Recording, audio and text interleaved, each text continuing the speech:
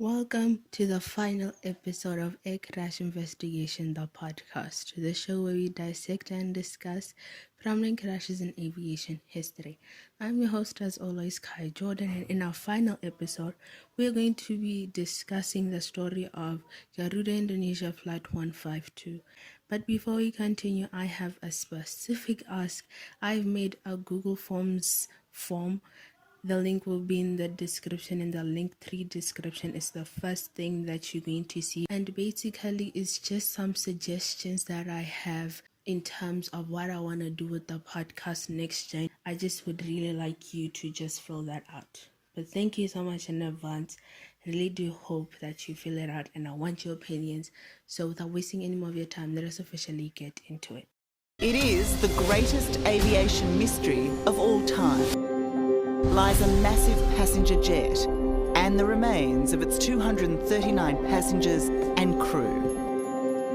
Good morning. We have a smoke problem, and we're doing emergency dissect to level 15140. In December 1988, a passenger airliner was bombed over Scotland in what was one of the largest pre-9/11 terrorist attacks.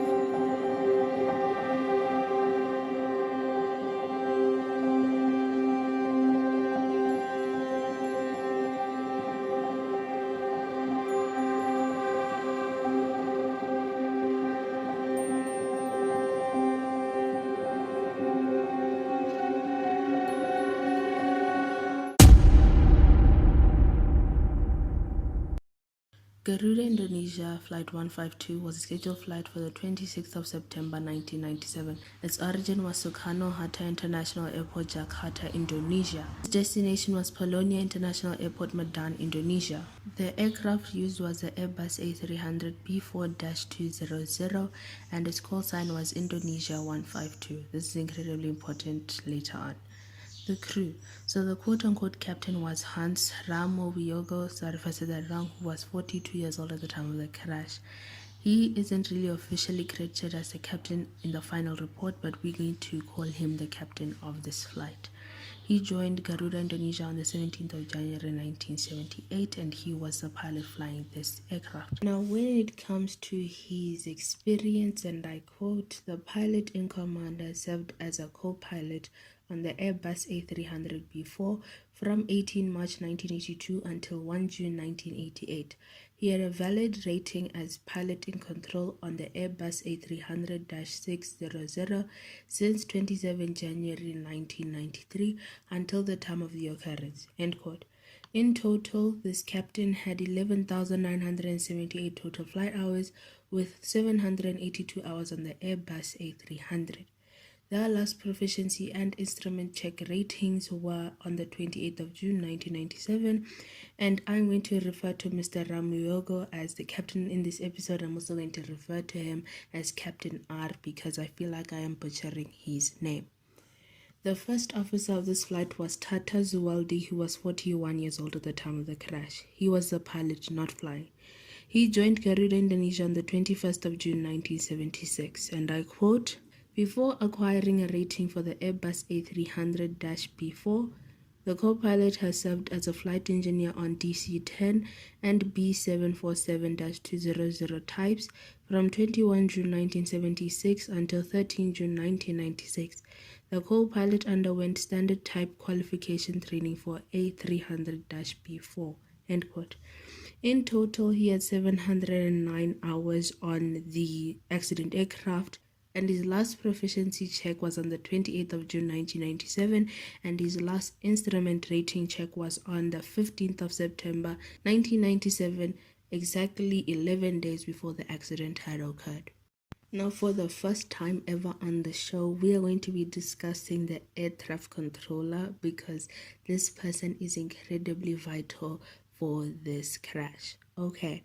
So the air traffic controller, whose name I could not find, had valid certificates for an air traffic controller's license. He went to performance checks every 6 months, meaning that he was still fresh. At the time of the accident, he was the watch supervisor. Now, something to add, and I quote, "Basic ATC training is carried out at the Civil Aviation Training Center in Chirac.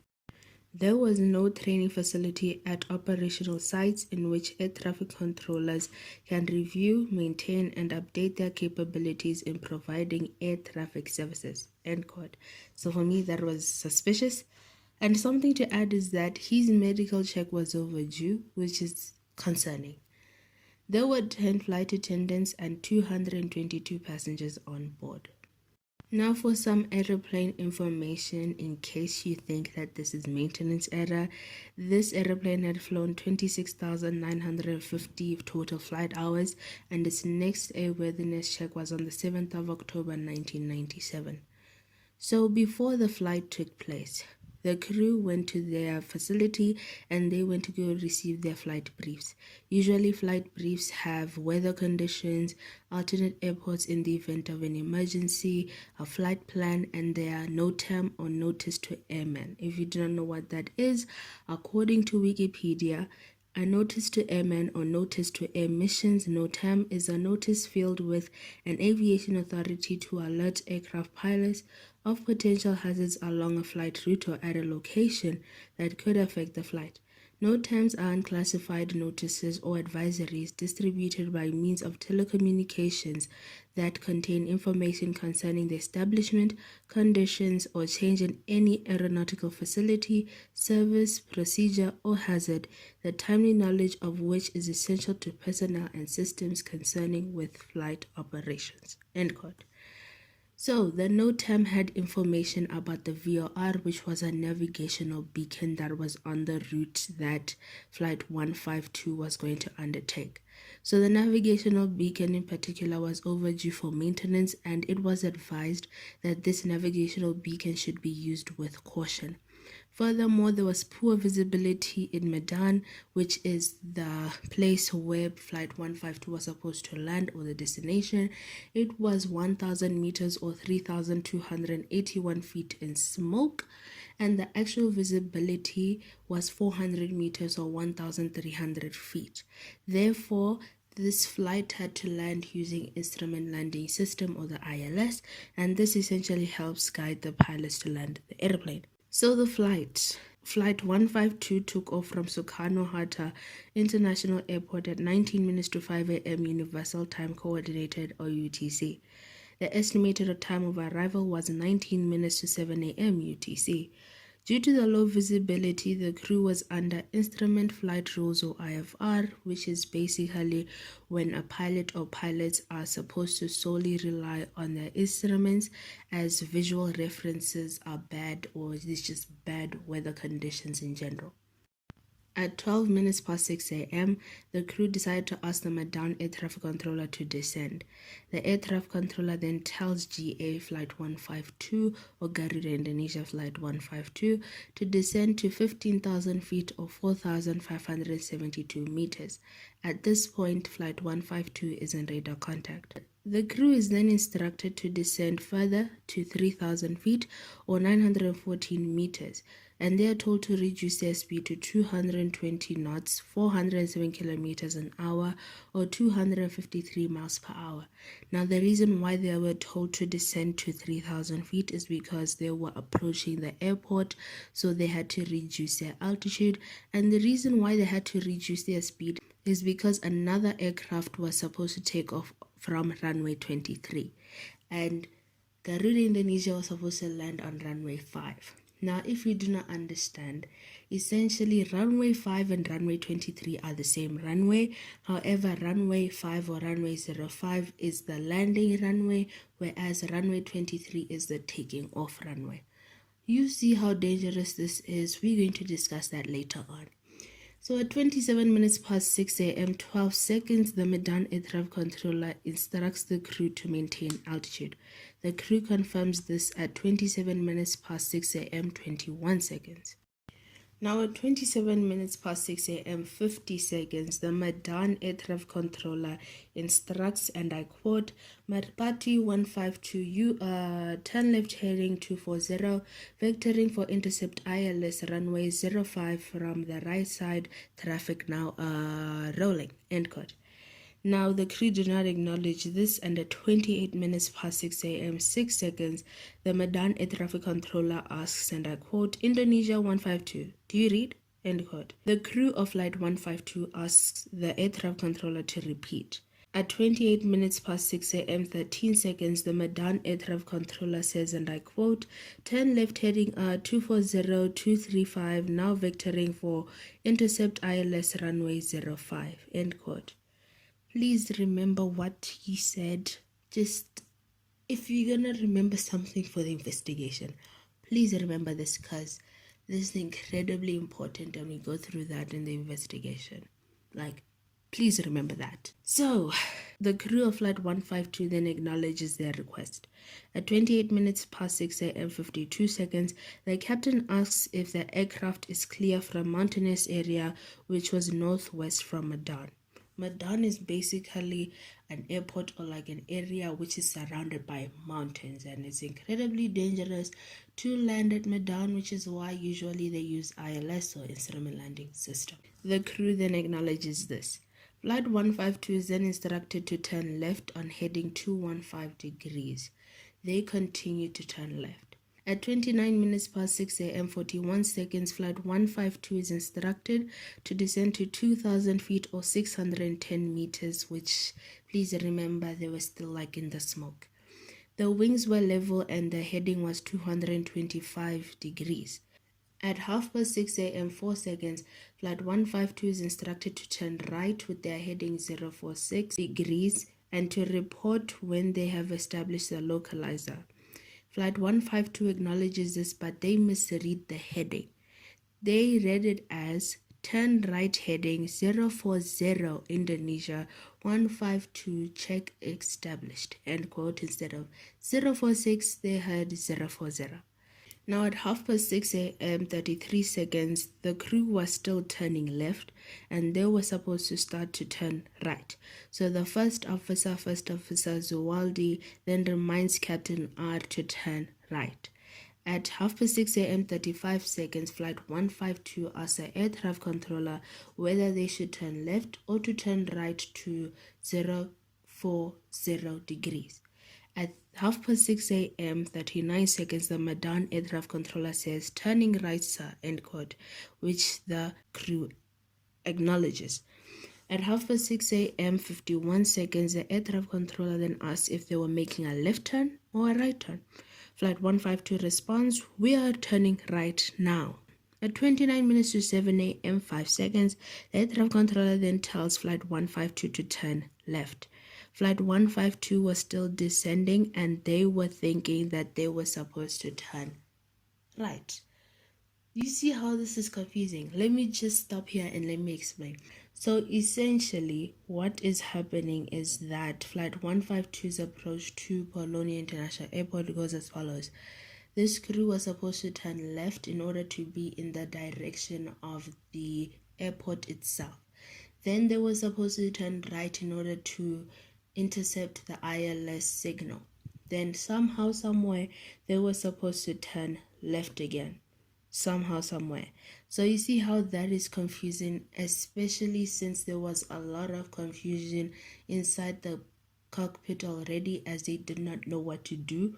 And this is shown by the fact that Flight 152 says, and I quote, confirming turning left, we are starting to turn right now, end quote. So there was a lot of confusion and miscommunication between the air traffic controller and the crew of Flight 152.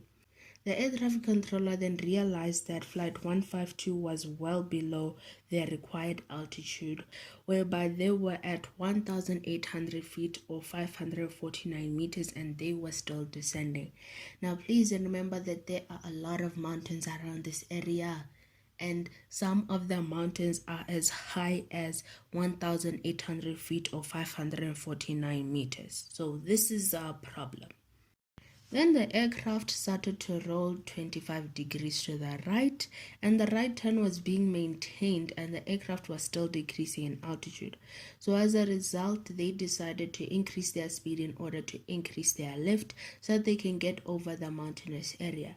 And unfortunately, at 29 minutes to 7 a.m. 32 seconds, Garuda Indonesia Flight 152 crashes in the mountainous region around Polonia International Airport in Medan, and everyone on board, including the captain, first officer, the flight attendants, they all die. The investigation. So the National Transportation Safety Committee, or NTSC, of Indonesia is in charge of investigating the crash. So the meteorological information before we get started, and I quote, during the summer or dry season of 1997, smoke from forest fires in South Sumatra and Kalimantan severely reduced the service visibility over a wide area of North Sumatra, including the Medan area. The meteorological weather report at the time of the accident stated that the surface visibility was 500 meters or 1,640 feet. Medan area was reported covered with smoke and stratocumulus clouds. The cloud base was 1,500 feet or 457 meters, with visibility between 400 to 500 meters or 1,312 to 1,640 meters. No rainfall was reported for the area in the immediate area at the time of the accident. Surface wind velocities at Bandara Polonia were 0 to 5 knots, 0 to 9 kilometers an hour, or 0 to 6 miles per hour in northwesterly direction. No data or information were available of the local weather conditions at the crash site. End quote. Essentially, the weather was not the best to fly in. However, the fact that they used ILS in that airport, it was probably possible for them to land safely. So when it comes to the wreckage information, and I quote, since I'm going to be quoting a lot for this episode, the main crash site was located at the base of a ravine in a lightly populated area of tropical rainforest. The sides of the ravine were steep, but the base was gentle sloping, with an area of abandoned rice paddy terraces and an area which appeared to have light vegetation. Evidence indicated that the aircraft initially collided with a large tree on a ridge about 500 to 600 meters or 1,640 to 1,969 feet to the northeast of the impact site. The impact site was in a valley circa 100 meters or 328 feet below the initial impact. An operations group formed to investigate the final track of the aircraft found debris along a 220-degree heading before the aircraft finally came to a rest on the main crash site at the base of a ravine or valley in a lightly populated area of tropical forest rain. End quote. So there was a fire where the airplane crashed, and complete sections of the fuselage luckily survived. There was a lot of fire damage, though, mostly on the left-hand wing, and I quote, due to a lesser amount of fuel in the right-hand wing at impact, end quote. Now, something to add is that the plane was incredibly far from the airport, meaning that the pilots really did not know where they were flying, which is a problem. But I'm not done with the wreckage information because there's still a lot. So the landing gear. The landing gear was found under the wings and in the retracted position, and I quote, only portions of the left main landing gear were identified. The position of the nose landing gear components was generally found in the flight deck area of the wreckage, showed the nose leg as being in its retracted position at impact. Only portions of the left main landing gear were identified, end quote. And when it comes to the engines of this aircraft, they were found in one piece, but I'm going to read you some more, which is going to kind of give you a little bit of insight, and I quote, one of the two Pratt & Whitney JT90 engines was easily identified nose down in mud close to the major impact tree and in an area of the left wing.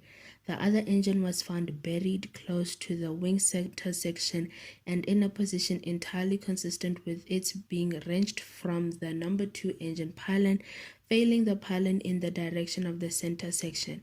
The wing had moved further 9 meters or 30 feet sideways after the separation of this engine. Neither engine could be positively identified from serial number. However, at the base of the major impact tree at the crash site, or the fuel control unit, was found from one of the engines. The FCU's position was only consistent with its separation from the engine found some 10 meters or 33 feet away, and its engine record confirmed that the FCU serial number matched the number 1 or left-hand engine. End quote. Now, the APU, or the auxiliary power unit, was not found at the crash site because it wasn't installed. Red flag. The navigational engine instruments, when it comes to that, and I quote, the majority of the aircraft flight navigation and engine instruments were found in a small area to the left of the final flight path at a distance of approximately 30 meters or 94 feet in front of the wing location near the flight deck area of the accident site, and their indication were noted. The instruments were transported to a locked storage at Garuda's engineering hangar in Medan. They were examined further on behalf of the AAIC, or the Air Accident Investigation Commission. The gauge needles were unreliable, the fuel control unit and the ground proximity warning system could not be identified. Either way, the debris was incredibly messed up, and that is what you see mostly when it comes to crashes. So the medical and pathological information. So 176 victims were identified, and unfortunately 58 victims were not identified till this day.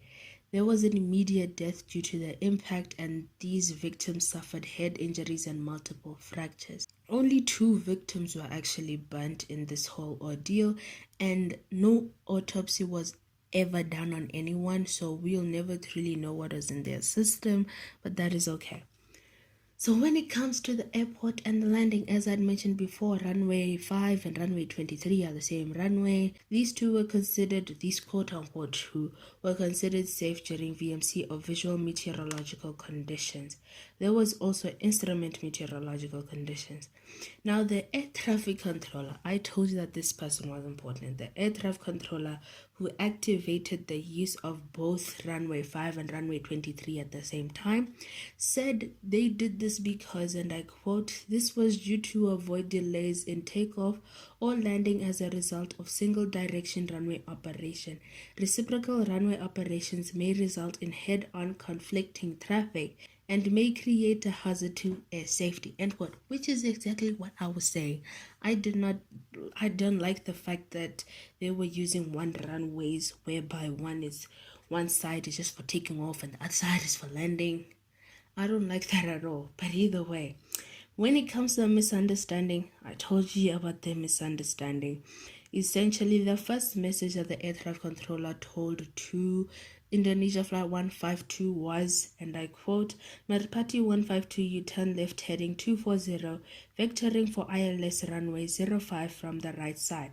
Traffic now about rolling, end quote. Then the second message that this air traffic controller said, and I quote, okay, turn left heading 240, 235. Now, vectoring for ILS runway 05. Essentially, their vectoring thing changed from 240 to 235, which is incredibly, yes, is it a small mistake? Of course. However, very, very, very, very shady. And you might think that that is all. No, it is not, because there was a wrong call sign. The air traffic controller used the wrong call sign. I don't know how this happened, but essentially the air traffic controller called Indonesia Flight 152 Merpati 152, which may have caused confusion, and I think it actually did. Moreover, the ground proximity warning system, or the GPWS. So if you don't know what this is, it's essentially a system designed to alert pilots if their aircraft is in immediate danger of flying into the ground or an obstacle. This is through Wikipedia. And a pull-up sound was heard in the cockpit, and the investigators believed this to be the GPWS. However, they concluded that it was a human voice. The GPWS, as I had mentioned, could not be identified, so no actual tests could be done in order to check whether or not the system was working. And before I read the findings, I just want to say that there were so many errors when it comes to this crash. There were so many errors, not just on the side of the pilots, but also on the side of the damn air traffic controller. This makes me so bad. But either way, let's start with the findings. And I quote, number 1, The aircraft was certified in accordance with regulations and approved procedures at the time of the occurrence. Number 2. The aircraft was structurally intact prior to initial impact with the tree. Number 3. The engines were still operating normally at the time of the impact. Number 4. The pilot in command, or Captain R, and co-pilot or first officer Zawaldi were licensed and qualified for the flight in accordance with regulations at the time of the occurrence. Number 5. The ATC radar controller on duty's medical examination was overdue. Number 6. The ongoing training for controller, especially in critical situation or emergency procedures, was insufficient. Number 7. Opposite runway operation was common practice for takeoff and landing at Bologna Airport, presented a safety hazard for air traffic operations, and I agree with this one. Number 8. The runway was not closed for landing when visibility was only 500 meters as compared to the weather minimum of 800 meters as stated. Number 9. The dispatcher did not discuss the weather condition at destination with the flight crew. Number 10. The use of same digits on flight numbers, especially for flights in the same area, presented a safety hazard for flight operations. Number 11. The approach controller's instruction for Indonesia 152 to intercept ILS was incomplete, in which the phrase "from the right side" was not mentioned. The complete instruction was transmitted earlier, but with the call sign Merpati 152 instead of Indonesia 152. Number 12. The flight crew did not rigorously comply with company SOP or standard operating procedures for the management of altitude change. The flight crew deviated from company FCOM procedures that required A. When the autopilot is engaged, pilot flying is to make changes to the autopilot settings and to announce his flight mode annunciator FMA. B. Pilot not flying to confirm changes made by pilot flying and to announce mode changes on his FMA. C. Pilot not flying to call when approaching assigned altitudes, for example 1,000 feet to go. Number 13. The aircraft turned to the left instead of right by pilot flying, even though the instruction was given. It was correctly read back by pilot not flying in radio communication with air traffic control. 14. The pilot flying's instruction to check the cockpit air conditioning had distracted the pilot not flying's attention and added the crew's workload at a crucial point in time, presumably causing the pilot not flying to not immediately identify that the aircraft was turning to the left instead of to the right as instructed by the air traffic controller. So, to kind of pause a little bit here, I just have to say, I know I do not talk about that in the flight part of this episode, but essentially when the ATC told the crew to turn right, the first officer was occupied with turning on the air conditioning because the captain had said so. 15. The radar return rate on the screen, which was at 12-second interval, is sufficient for an en route but insufficient for approach. And finally, number 16, the aircraft did not capture 2,000 feet or 610 meters altitude for reasons that could not be determined. The most probable cause for the autopilot did not capture 2,000 feet or 610 meters altitude is incorrect altitude setting. An autopilot capture malfunction is possible but not probable. End quote. So the cause of this crash, and I quote, there was confusion regarding turning direction of left turn instead of right turn at critical position during radar vectoring that reduced the flight crew's vertical awareness while they were concentrating on the aircraft's lateral changes. These caused the aircraft to continue descending below the assigned altitude of 2,000 feet or 610 meters and hit treetops at 1,550 feet or 472 meters above mean sea level, end quote. Meaning that nothing was wrong with the plane and it was pilot and air traffic control error. So the recommendations set out by the NTSC, and I quote, number 1, reinforce the implementation of existing standard operation procedure or SOP for the flight crew. Number 2, install a minimum safe altitude warning system or MSAWS and other safety warning devices for ATS mid-down. Number 3, consider the construction of a full parallel taxi runway at Bologna Airport to enable a more practical one-way system of takeoff and landings in order to meet ATS objective for safe and efficient air traffic operation. And number 4, avoid using similar flight numbers for scheduled flights along the same ATS route and in the same area, end quote. I agree heavily with number 3 and number 4. But either way, that is the end of today's episode, our last episode of the year. I know, bittersweet, because yes, this is the last episode of the year. But thank you so much for rocking with me so much. I really do appreciate it. I will be back on the 7th of January 2023. So that gives me plus minus a week off where I can just work on like better scripting and better editing. And next year I promise to be consistent. Do not forget to check out the Google form that I really do want you to participate and to like give me your opinions about this podcast, because I just want to add some more things and some more features, take away some things, basically what you think, because I really do respect your opinion and I want your opinion. Either way, I have been your host, Kai Jordan, and for the last time in 2022, I will catch you next time. Cheers.